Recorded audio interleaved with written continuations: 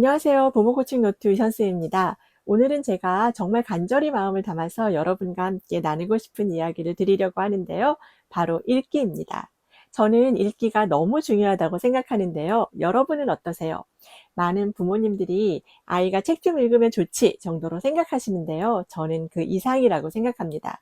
그런 의미에서 오늘 방송을 놓치시면 우리 아이가 앞으로 겪게 될 어려움이 절대 작지 않다는 말씀 드리고 싶어요.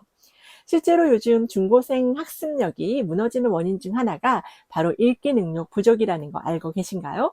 저는 서울 소재 모 고등학교에서 주3회 1학년 독서 교사로 근무하고 있습니다. 지난주에 수업을 마치고 나오는데 한 학생이 저를 따라 나와서 제게 모의고사 국어 지문 읽기의 어려움을 토로했어요. 모의고사 국어 지문 읽기의 어려움이 어디 이 학생뿐이겠습니까? 그리고 읽기 능력 부족으로 생기는 문제가 어디 이것뿐일까요? 그래서 이번 시간과 다음 시간 2회에 걸쳐서 읽기에 관한 이야기를 해보려고 하는데요. 오늘은 먼저 유아부터 초등학생까지 이야기해 보도록 하겠습니다. 유치원생만 돼도 벌써 책을 좋아하는 아이, 글자만 보는 아이, 이렇게 나눠지기 시작합니다. 왜일까요? 대부분의 유아들은 그 이전 독서 경험을 이미 가지고 있기 때문입니다. 부모님들이 아이의 출생 직후부터 꾸준히 책을 읽어주셨을 테니까요. 그럼 왜 책을 좋아하는 아이, 글자만 보는 아이 이런 차이가 생기는 걸까요? 유아기 이전 독서 경험이 정서적, 인지적으로 아이에게 뭔가 작용을 했다는 거죠. 그래서 아이의 독서 경험이 정서적 관계였는지 아니면 기능 중심이었는지 따져볼 필요가 있어요. 책을 통해 부모와 따뜻한 상호작용을 경험한 아이는 책은 곧 즐거움이다. 이런 정서를 학습하게 되죠. 반면 책 읽는 시간이 글자 학습이나 독서 훈련 중심이었다면 아이는 책을 공부로 인식하면서 책에 대한 거부감 혹은 부담을 갖게 됩니다. 출발이 완전히 잘못된 거예요. 또 책과의 관계 형성 방식도 차이를 만듭니다. 이야기 중심으로 책을 즐긴 아이는 책을 재미있는 이야기로 즐겨요. 반면 일찍부터 한글이나 낱말 학습 위주로 책을 접한 아이는 글자 해석에만 집중하고 이야기의 재미나 책의 전체적인 맥락에는 관심을 덜 가집니다. 그냥 책이 공부가 돼버리는 거죠. 아이의 자율성과 선택의 경험도 중요합니다. 스스로 책을 골라본 아이는 책을 자유롭고 친근한 매체로 인식하는데 부모가 고른 책만 읽거나 학습 목표 중심으로 책이 주어진다면 읽기가 해야 하는 것, 의무로 느껴져서 흥미가 떨어지기 쉬워요. 그리고 역시 일상에서 늘 책과 함께한 아이가 독서를 놀이의 연장선으로 느낍니다. 이러한 차이는 이후 읽기 이해력, 독서 지속성, 학습 동기에도 영향을 미칠 수 있으니까요. 많이 읽히기에만 가몰입하지 마시고 독서 경험의 질에 보다 많은 주의를 기울이시기 바랍니다. 많은 부모님들이 빨리 한글을 떼야 한다고 생각하시는데요. 정작 중요한 건 글자를 구경만 하는 게 아니라 이야기를 즐기고 상상하는 아이로 키우는 거겠죠. 이 시기에 아이가 책과 친해지지 못하면 초등학교 가서 국어, 수학, 사회, 과학 전부 힘들어집니다. 아이가 책을 멀리하면 점점 글을 이해하는 힘이 약해지고 글을 이해하지 못하면 모든 과목이 어려워져요. 국어는 말할 것도 없고요. 수학 문제도 글로 설명돼 있잖아요. 사회과학도 글을 읽고 이해해야 공부가 됩니다.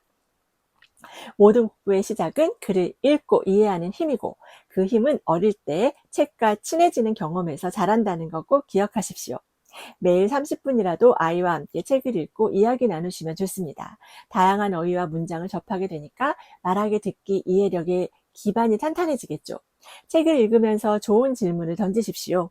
추론력과 비판적 사고력을 키울 수 있어요. 부모와의 즐거운 독서 경험은 자발적 독서 습관으로 이어지고 책 내용을 따라가고 대화를 나누는 과정에서 주의 집중 시간도 점차 늘어납니다. 배경 지식도 쌓을 수 있겠죠. 중요한 건 글자 학습이 아니라 책과 친해지게 해주는 것입니다.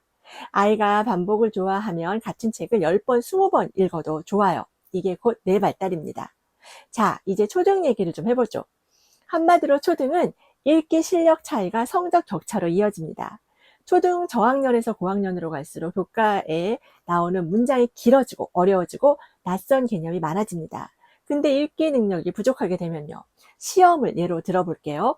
아이가 문제를 끝까지 안 읽거나 문제 풀기 자체를 중간에 포기한다는 거예요. 읽어도 문제를 잘못 이해하고 핵심을 파악 못해서 틀리죠. 읽은 내용을 잘 기억하지도 못합니다. 수학도 문제를 이해하지 못해서 틀리는 경우가 많죠. 읽기가 모든 과목의 기초다 보니 읽는 힘이 약하면 공부가 막막하고 어렵게 됩니다. 현실 팁을 드려보면요. 초등 저학년 1학년부터 3학년은 읽기 습관 들이기와 이해력의 기초를 닦는 게 중요해요.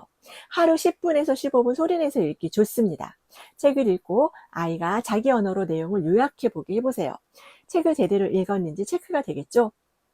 독서 습관이 잡히는 단계인 만큼 편독이 되지 않도록 동화책만 읽는 아이가 있을 수 있으니까요. 정보책 등 다양한 종류의 책을 읽을 수 있도록 돕고 어려운 낱말의 뜻이나 이해하기 어려운 내용을 아이와 함께 이야기 나누십시오.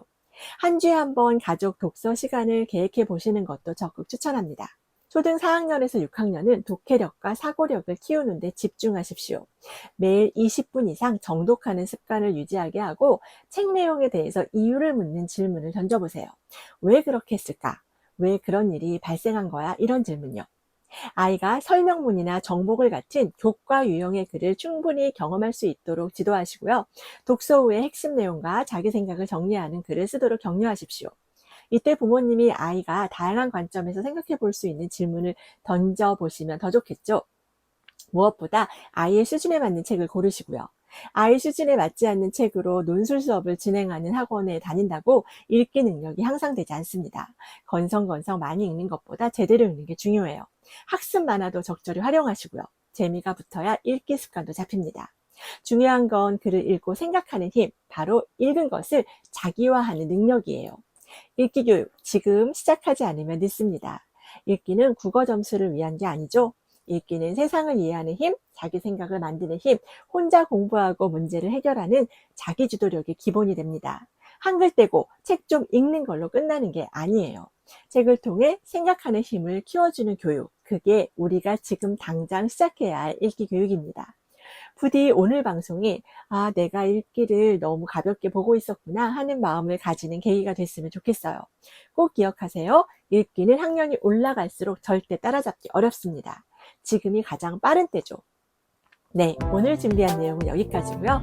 다음 시간에는 중고등학생의 읽기 얘기를 해보도록 하겠습니다. 아이의 미래를 위한 진짜 교육, 부모님과 함께 늘 고민하겠습니다. 감사합니다.